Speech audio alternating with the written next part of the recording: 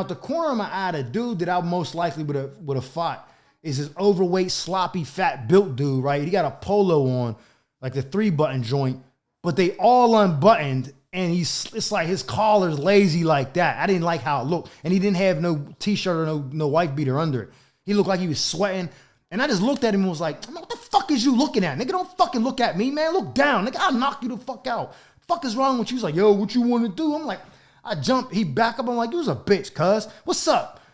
Garfield like, yo, chill, Mike. I'm like, nah, I don't like how this nigga's looking, man. Button your shirt up, dog. Everybody's like, I know they want to laugh because I'm cracking jokes, but I'm not joking. Like, I don't like how he looks and it's irritating me.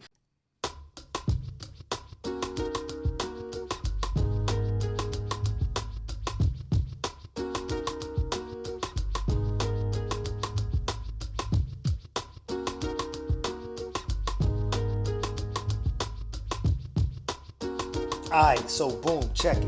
Now ain't that how every great story started out? Now why would mine be any different? These are the Chronicles of Mike Murphy. Welcome back to another episode of the Chronicles of Mike Murphy with your narrator, comedian Mike Murphy. Now if you ask me, I'm one of the best to do it when it comes to this storytelling shit, in my humble opinion. Before we go on, please do me a favor, hit that subscribe button. Like, share, comment, tell a friend and tell a friend. Any way that you can contribute to growing my audience on this channel, I greatly appreciate it because, again, without you, there is no me, so I'm thankful for that. In today's episode, I'm going to take you back to Halloween of 2015, where I had to save my best friend from getting jumped by 4 dudes at a wing night after Halloween. So, before I can get into that, you know I got to take you back to what led up to this series of unfortunate events. Now, my best friend, Big Play Drake Turner, we've been friends since we were 6, 1990. His first cousin and my first cousin, both 2 females, were best friends. They lived a block, 2 houses away from each other. So one day I'm over there with my cousin, and him and his family are over his cousin's house for a cookout. She goes over there for the cookout. I hang, I'm tagging along because she's the older cousin. And while I'm in the living room, I see a little pit bull puppy. Unbeknownst to me, the dog belonged to Drake, because if you let him tell it, he's the most renowned dog dude in this whole wide world. This is his passion, is dogs. He got the puppy with him at 6 years old. I'm petting the dog. He's like, yo, dog, like, don't pet my dog. We don't know each other. I'm looking like, yo, who you talking to? I'll do what I want. Keep petting the dog. He like, oh, yeah, that's how you feel? I'm like, yeah, keep petting the dog. He do one of these numbers. Dog bite me in the face. Freak out. Oh my God, I lost my eye. I'm tripping, thinking my eye's out, all this. I'm overreacting, right? Crying, oh my God. All this, right? I'm screaming. They come in, what's going on? What's going on? He's like, I told him stop petting my dog. He didn't want to listen. The dog just snapped. I'm like, no, he's sick, the boy, he's lying. I'm snitching and shit, right? Oh, he did it. Right? So this ain't now where you can get like a little, a mental health timeout. It ain't none of that. Wipe your goddamn tears, stop crying. Man up. You be all right. You ain't even bleeding. Shut up. My uncle ain't with none of that. Yo, knock it off. All right, cool. Y'all make up. Shake hands. What's your name? Drake. That's Mike. That's my nephew. Y'all get along. That's how we became best friends. Been my best friend to this day. We went to Catholic school together in elementary school. We went to middle school together. We went to high school together. Then when he went to college, I went to the Army. But that been my ace, ever since. So we played for a little league football team when we were, in middle school called the Garfield Gators. That's our neighborhood that we grew up in. Now, this ain't like no other little league team in the county, in the state. We the best thing that's smoking. We came into the league in 94 and been the best ever since 95. You know what I mean? So once you play for the Gators, it's kind of like you stuck. You got to come back. You help out. It's just a family thing. You know what I mean? We're a family. We tight knit. So fast forward, Dre comes home from college. He goes to coach with our coach, Coach Bob Jones. Bob is trying to get me too, but I'm like, nah, I ain't got the time. I'm doing this. I didn't want to dedicate that amount of time to the organization. I'll support you. I'll come to the games. I ain't trying to coach. You know what I mean? So Bob is trying to get me this whole time. I'm telling him no. Eventually, I got to do community service. So I'm like, well, I might as well coach for the community service. And once I do that, I get reeled in. So now he finally got me and he got Dre. We coaching with him. The family's back together. So we coached for 2 years together. Then in 2015, Dre decides to take a year off for some personal reasons, right?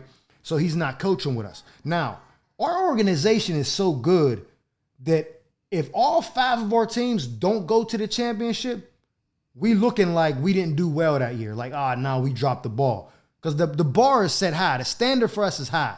Everybody else, they send one team, they happy. We not happy unless we send them all. So this particular year was really a fucked up year on the team that we coached. And Dre didn't have to deal with none of it because he wasn't coaching. He's just hearing the stories. We're falling apart as an organization together. We're bickering. A lot of bad stuff is happening, and I don't know why this year. So it all accumulated. It comes to the boiling point during the playoff game of that season. We're in Wilkesburg, and I don't remember what team we're playing, but it's one of the last plays of the game. I think it's a kickoff. We run it back and score to win the game to go to the championship. Everybody screaming, cheering. Flag on the play. They call clipping or pushing it back on my player. He's an adult now. His name is Mark. I said, and Mark was one of them kids you always had to watch because he was a knucklehead. It was a cheap shot. It was unnecessary. The dude wasn't nowhere near the play. He just wanted to fuck him up just for no reason. They saw it through the flag. It came back. Game over. That's it. We lose. We don't go to the championship. Now, this is the first time we ain't been to the championship in a while. So we're pissed. Okay, we still going to go to the championship game and support all our other coaches and our teams that are there. This is Halloween. October 31st, 2015. It's Halloween. We at the game. We watching. And I ain't going to lie. I think only one of our teams won that day. Everyone else lost. So not only did the teams lose, we don't even make it to the game at all. So I'm already in a fucked up mood. The shit ain't going well. It's just not a good day for anybody. But after every game, no matter win or lose, we go back up to the field. And what we do is this thing we call fifth quarter. We drink, sit around, whoever smoked, they smoke. Basically just, bonding, our brotherhood. We just, hanging out, kicking it, talking about the game, catching up, whatever. You know what it is. It's like guys' night. But everyone's, it'd be some parents there. It'd be the women that's a part of the organization. We just go up there for fifth quarter. So I'm at fifth quarter, I'm drinking. I'm not really in a good mood because we didn't make it to the game. The other teams lost.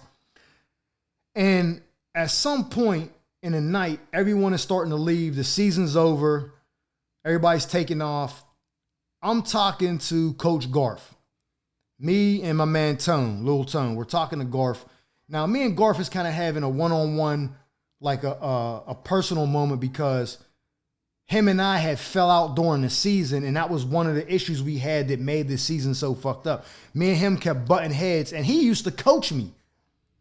And so I think the dynamic that was plaguing us was that he still looked at me like I was one of his kids, like that he coached.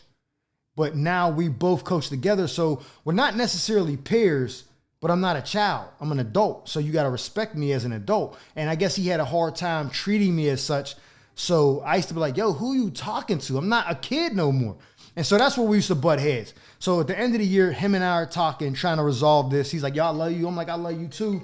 You know what I mean? Like, you know what it is. You know what I'm saying? Like, we making things right in that moment. And so Tone is there. We're all talking. I get a text message. I look at my phone. Oh, it's my man Dre, right? The message says, what you up to? I said, shit, about to leave fifth quarter. He says, oh, I'm down William Penn. I said, okay. He said, had some issue with some niggas. I said, have or had? He says, have. I don't even respond back to the text message. I tell Lil Tone and Garp, I say, yo, Dre need us. He have an issue with some dudes at William Penn. Lil Tone says, the hotel or the bar? I said, the bar. He said, bet. I jump in my truck because I'm parked right there. Tone is on the running boards of my Escalade on the outside of the truck, like drop me off at my car right down the street. I drop him off. He jumps off, gets in his car. I take off. Garf gets in his car. From Garfield to William Penn probably should take you about 12 to 13 minutes to get there if you don't catch no traffic lights. I got there in 6 minutes. I ran every single light on the way to my best friend, right? I pull up, I park, I jump out, right? Now, William Penn's parking lot has a bunch of cars back there, but when you get to William Penn, there's two entrances. There's one in the back, then there's one around the front. But if you parked in the lot, most likely you're going to go through the back. So when I'm walking through the back, I remember it was this big bouncer white dude, right? Sitting on a stool. He usually checks IDs. Now, when I'm coming in, I don't realize this, but I guess I got a look on my face to let you know I'm about to fuck something up. And when I walk in, the bouncer dude was like, oh shit. I didn't really I didn't pick up on it when he said it. I mean, I heard it, but I walked straight in. I walked, through the back. I spot my man Dre. It's Dre, his wife Ashley, his little brother Darnell, and Darnell's girl. They all just went trick-or-treating with the kids, and now they going down there for a couple drinks and wings. When I walk in, the first person I see is Ashley. Ashley's looking at me with her eyes wide open like, oh my God. I see Dre. I'm like, yo, what's up? He's like, yo, let's go. I'm like, bet. I ain't asking no questions. Me and Dre walk out the back. I guess the four dudes that was there that had the issue with him had just left out the front. So when they walk out the front, we go out the back. We going to meet in that parking lot, right? So we walking out the back, and a white dude on the stool was like, ha ha. So let me take you back. What happened was Dre and his peoples was all in there. They having a good time. Ashley walks to the bathroom, right? The dude sees Ashley and is trying to talk to her. Now it's disrespectful because he's seen that she came in with her husband. She's seen, he knows that they're together. So he's being disrespectful. So when Ashley come back, she's like, dude tried to talk to me. Like he's weird as hell. He knows that we're together. So Dre's like, all right, cool. So Dre go over, he's like, yo, bro, I see you got your ring. I got my ring. That's my wife. Like, you know what I'm saying? Come on, bro. Like, don't be disrespectful. Dre's being cool about it. Dude says something along the lines like, yeah, all right, go ahead, sit down, nigga. Fuck out of here. Fuck out my face. Yeah, I heard you. Go sit down, bro. And it's for them. Dre's like, damn, that's how we doing it? He's like, yo, you heard what I said. Go sit down. Dre's like, all right, you got it, bro. My man. I'm going to go, have a good night. Goes and sits down. Ashley like, don't worry about it, babe. He's like, nah, I'm good. So he got his phone out. She's like, what you doing? He's like, no, I'm just looking at my phone and shit. She's like, oh, all right, cool. He's like, I always get the last laugh. That's what he tells Ashley. She's like, what you mean by that? He's like, nah, that's cool. Let's just eat. So she's like, all right. They all forget about it. She thinking that it's over with, whatever. Then I walk in and she sees me. She's like, oh, I know he was up to something. So when we walk back out, we see them dudes walking through the parking lot. Dre's like, yeah, what's up now? Now time out. It's just me and Dre. His little brother didn't even come out yet. He's like walking slow. I ain't saying he's scared or nothing, but he's with his girls, Ash, like they're all come trickling out. Me and Dre kind of like beelined out there. Yo, what's popping? Dre said, talk that shit now. It's still only two of us and still four of them. And they was big ass dudes. Like they all looked like they played like the line or linebackers in college. And I don't know if the dude thought I had the ratchet on me or something, because I'm not bigger. I'm the smallest one out of everybody. So I know he's not thinking like, oh, he done brought the, you know what I'm saying? Like I ain't John Wick or nothing. So I don't know what he's thinking, but he's like, bro, I'm so sorry. He starts copping a crazy plea. What's up, nigga? What y'all want to do? We start squaring up. I take my jean jacket off, my fitted. I just set it on the ground. Ashley grabs my stuff like, oh my God, we about to get it on. We squaring up. These dudes is backing up into the bushes, right? And I'm thinking it's four of them. It's two of us. Why are they so afraid? Then Tone pulls up like behind us in his car. They don't know that the dude's with us. Tone jumps out. Garf pulls up, jumps out. So now it's even. We all squared up. Dude's like, oh, I'm so sorry. Yo, please, da-da-da. Now, Garf being the older, the older statesman, more calm, more wise, more rational. He's like, oh, what's going on? Dre, like, this motherfucker trying to fuck my wife. He said some shit out of some, he exaggerated the story. Garf is like, yo, everybody just calm down. He's like, bro, we just trying to leave. I apologize. Me and Drake like, nah, nigga, we about to fuck you up. Tone's standing behind the dude about to rock him. He don't even know Tone's back there. We like, yo, what's popping? We ready to set it off. So dude is like, yo, he's begging the Garf, like, please, man, just tell them to chill. Garf is like, yo, y'all chill. Now we respecting him because, like I said, he's like, like a father figure to us. So we listening to Garf. We like, all right, yeah, we, you know what I'm saying? So Garf is calming everything down. Dude is like, I'm so thankful for you. Yo, you're a blessing. Thank you so much. Da-da-da. And out the corner of my eye, the dude that I most likely would have fought is this overweight, sloppy, fat built dude, right? He got a polo on, like the 3-button joint, but they all unbuttoned, and it's like his collar's lazy like that. I didn't like how it looked, and he didn't have no t-shirt or no wife beater under it. He looked like he was sweating, and I just looked at him and was like, what the fuck is you looking at? Nigga, don't fucking look at me, man. Look down. Nigga, I'll knock you the fuck out. Fuck is wrong with you? He's like, yo, what you want to do? I'm like, I jumped. He back up. I'm like, you was a bitch, cuz. What's up? Garfield like, yo, chill, Mike. I'm like, nah, I don't like how this nigga's looking, man. Button your shirt up, dog. Everybody's like, I know they want to laugh because I'm cracking jokes, but I'm not joking. Like, I don't like how he looks and it's irritating me. So long story short, they leave, right? Dude is like, hey, you're blocking me and talking to Tone. Like, you can have my parking spot. Can you just let me out? Tone's like, yeah. So everybody starts walking back in. I'm like, nah, me wait for Tone in case they want to get spicy with him. So dude pulls out, Tone parks. We come into the restaurant, we sit down. Ashley's like, oh my God, you look so crazy when you walked in. Like, I was so scared. Everybody's like, bro, how did... Dre like, yeah, I told you I get the last laugh. I text a bunch of niggas, right? We like, oh shit. I swear to God, we sat down and like 2 minutes later, the waitress comes up with a basket of wings like, Tone? He's like, oh yeah, right here. I'm like, oh, time out. How you get the wings that fast? He's like, oh, I ordered them on the way down here. I'm like, hey, yo, what? We came to fight niggas, possibly maybe shoot somebody, and then you order wings? He's like, worst case scenario, I just don't get the wings. But if it don't go down, I want to have the food ready because I know they about to close in a little bit.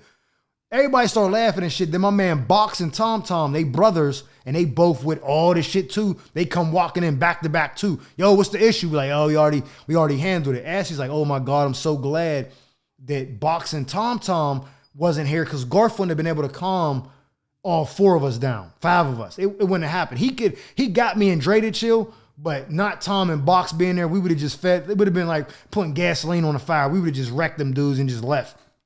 So we in there cracking jokes. Box just sticks his hands in Tone's wing and just takes one. Tone like, man, what the fuck is you doing? Get your dick beaters off my food. He's like, man, I'm hungry as hell.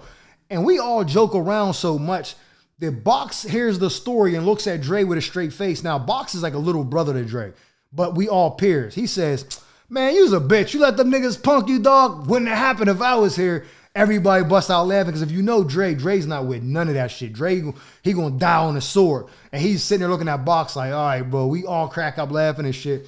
And then we finally leave, the bouncer dude was like, I was about to fuck something up, huh?